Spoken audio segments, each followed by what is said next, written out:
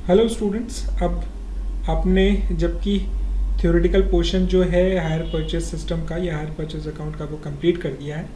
तो अब हम लोग इसके जर्नल एंट्रीज पर आते हैं और ये जर्नल एंट्रीज का पहला वीडियो है।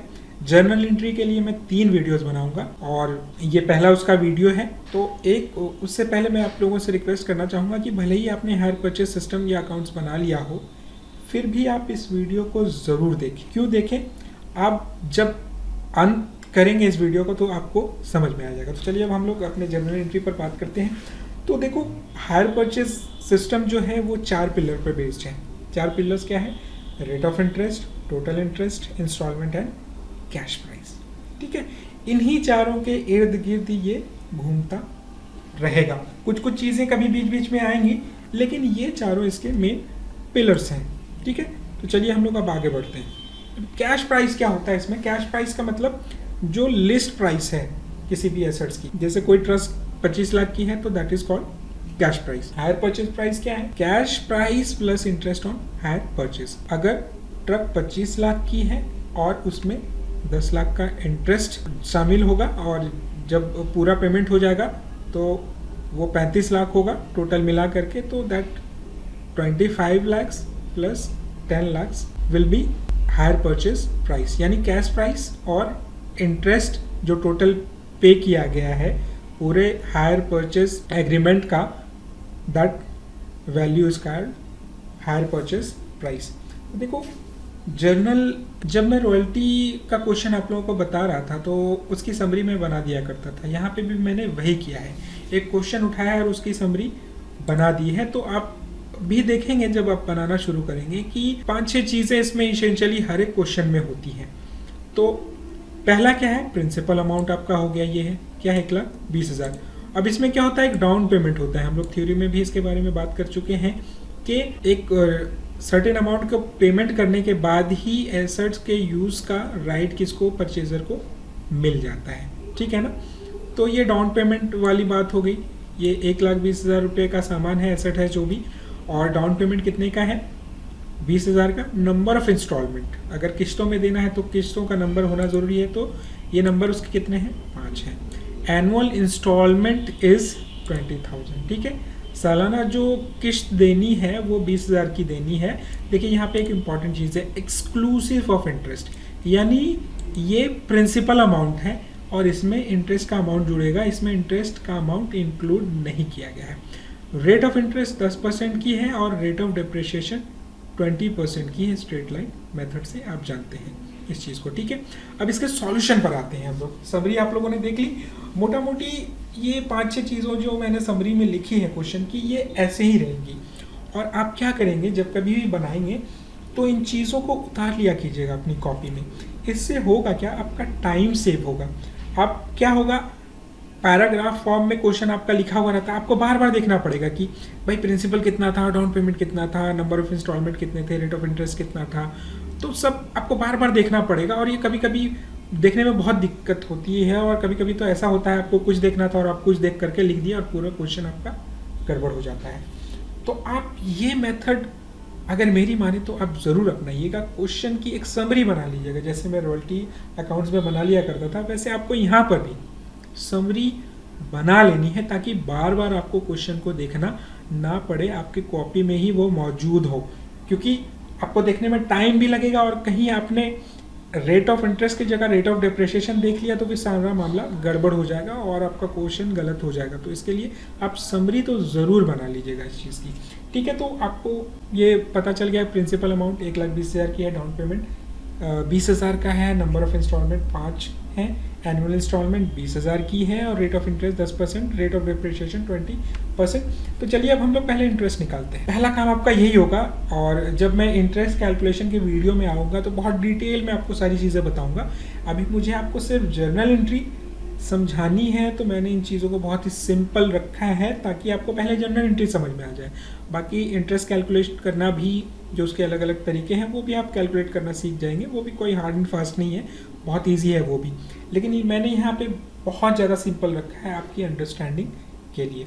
तो फर्स्ट ईयर का इंटरेस्ट क्या है? रेट ऑफ, अब देखिए क्या है कि 1,20,000 का अमाउंट है और 20,000 का डाउन पेमेंट है ना। तो 20,000 का डाउन पेमेंट, तो अब इंटरेस्ट जो कैलकुलेट करोगे 1 साल के लिए पूरा एंड ऑफ द ईयर, वो 1,20,000 पर तो करोगे नहीं, क्योंकि 1,20,000 में 1 लाख तो दे दिया गया है। तो इंटरेस्ट अगर लगेगा तो 1 लाख पर ही लगेगा, ना कि 1,20,000 पर। तो 1,20,000 इंटू 10 डिवाइडेड बाय 100, 10,000 आपका इंटरेस्ट आ गया। अभी सेकेंड ईयर के इंटरेस्ट के बारे में हम लोग बात नहीं करेंगे, जब हम वीडियो के एंड में आएंगे तो इस पर हम लोग बात करेंगे। अब देखिए अकाउंटिंग एंट्रीज पे आते हैं हम लोग। तो अकाउंटिंग एंट्री हायर परचेजर की बुक में करने के लिए 2 मेथड होते हैं, और वेंडर के बुक में एंट्री करने के लिए सिर्फ एक मेथड होता है। तो वो मेथड क्या होता है, एसेट्स अक्रूवल मेथड और क्रेडिट परचेज मेथड। तो इस वीडियो में मैं एसेट्स अक्रूवल के बारे में बात करूंगा, नेक्स्ट वीडियो में मैं बात करूंगा क्रेडिट परचेज मेथड की, और जो थर्ड वीडियो होगा जनरल एंट्री का, उस पर मैं बात करूंगा आपका वेंडर के बुक में कैसे एंट्री की जाएगी। तो चलिए अब हम लोग पहली एंट्री को देखते हैं, शुरुआती एंट्री जो होगी। तो पहले जैसे सबसे पहले क्या हुआ है, डाउन पेमेंट हुआ है।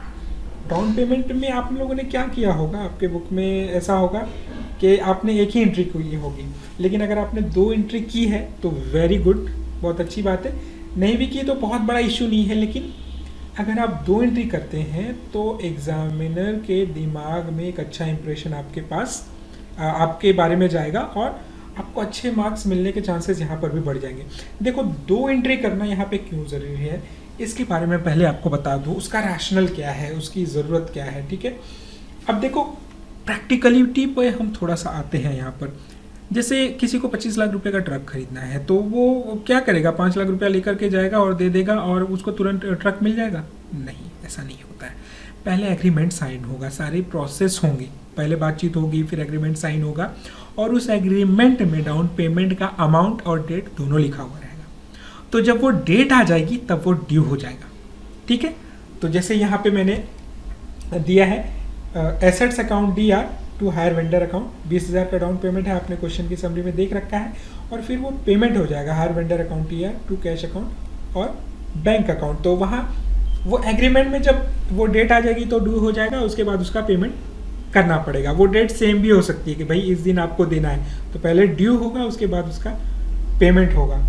तो अगर आप एक ही एंट्री बना रहे हैं तो भी काम आपका चल जाएगा, लेकिन अगर आप ऐसे लिखते हैं तो एग्जामिनर आपसे बहुत खुश होगा और आपको अच्छे मार्क्स मिलेंगे ही मिलेंगे। तो ये पहली एंट्री की बात हो गई, जो आपका है साइनिंग ऑफ एग्रीमेंट या डाउन पेमेंट के लिए 2 एंट्री आप कर सकते हैं, और अगर एक भी करेंगे तो कोई बहुत बड़ा इश्यू है नहीं। लेकिन अगर आप इंप्रेशन जमाना चाहते हैं एग्जामिनर के पास तो आप ये ज़रूर करें, ठीक है। अब हम लोग आते हैं आपके इंस्टॉलमेंट अमाउंट, फिर एनुअली पेमेंट होगा। तो पहला काम क्या होगा कि इंस्टॉलमेंट पहले ड्यू होगा। अब ड्यू कैसे होगा, assets account DR, interest account DR to hire vendor account. तो एसेट्स के लिए कितना पैसा दे रहा है वहाँ पर, क्योंकि देखिए आप यहाँ पर आएंगे तो देखेंगे कि ये जो है यहाँ पे लिखा हुआ है वर्ड एक्सक्लूसिव ऑफ इंटरेस्ट। तो आप एसेट्स के लिए कितना पैसा दे रहे हैं इंस्टॉलमेंट में, तो एसेट्स के लिए 20,000 रुपया दे रहे हैं, इंटरेस्ट 10,000 रुपया कैलकुलेट करके आपका आया हुआ है। तो टोटल ड्यू जो है वो कितने का हो गया, 30,000 रुपये का। और जो ड्यू हो गया तो फिर उसको पेमेंट भी करेंगे, hire vendor account DR to cash account और बैंक अकाउंट, पेमेंट भी हो गया, ठीक है। अब क्या है, रिकॉर्डिंग ऑफ डेप्रिसिएशन। अगर आपने एसेट्स खरीदा है हायर परचेस सिस्टम के माध्यम से ही, हालांकि ओनरशिप आपके पास नहीं रहती है, तो उस पर हम लोग बात करेंगे, डिस्कशन इस पर स्पेशल करेंगे। तो एसेट्स आपका है तो डेप्रिसिएशन तो लगेगा ही ना। तो डेप्रिसिएशन क्या है, एक एक्सपेंस है या लॉस है, तो इसको depreciation account DR to assets.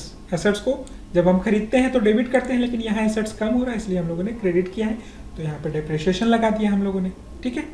अब क्या है कि इंटरेस्ट क्या है, एक्सपेंस है, और डेप्रिसिएशन भी एक तरीके का एक्सपेंस है।